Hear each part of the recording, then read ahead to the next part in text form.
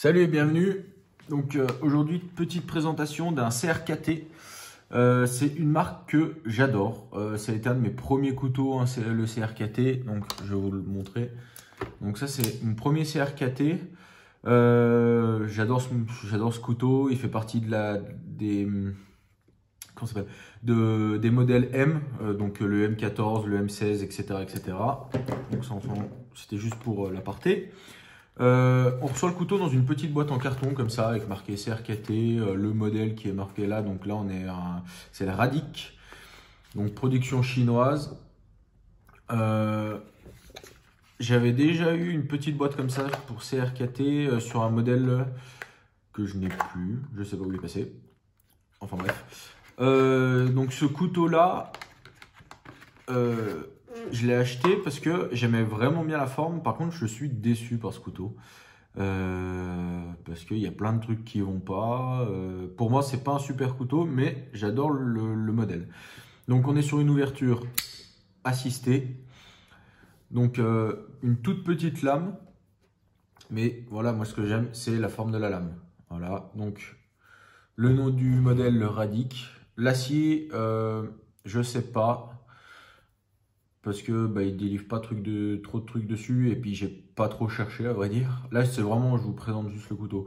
Plaquette en G10, ça c'est un de mes premiers couteaux en G10 avec cette texture là, c'est sympa. Là il est en lock et le port qui n'est pas réversible, il a une seule position. Par contre c'est un port discret et vous allez voir sur tous les couteaux que j'ai, sur la plupart des couteaux j'essaie d'avoir des ports discrets.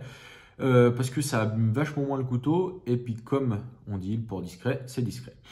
J'aime bien ce couteau là. Déjà l'ouverture elle est vraiment explosive de chez Explosive.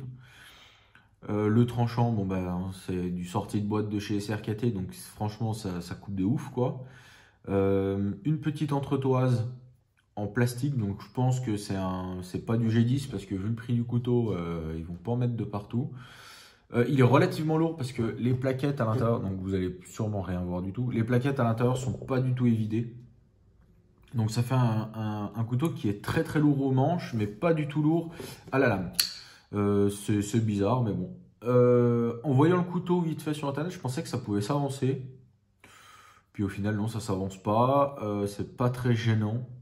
Le grip, le jimping qui est sur le dos, c'est vraiment pour faire joli parce qu'il n'est pas du tout agressif. Ça tient pas sur d'autres couteaux qui sont bien plus agressifs que ça.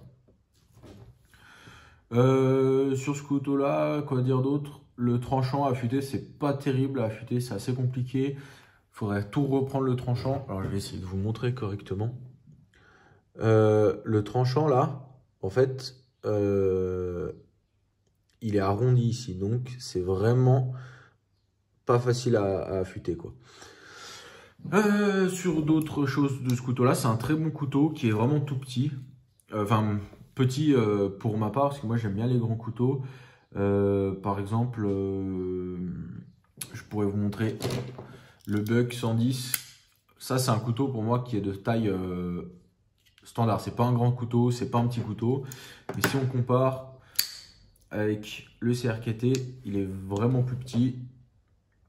Du coup, moi je le trouve un petit peu petit pour l'utiliser tous les jours, mais en petit couteau, on va dire comme en couteau, on va dire de dimanche, quoi, ça va très très bien.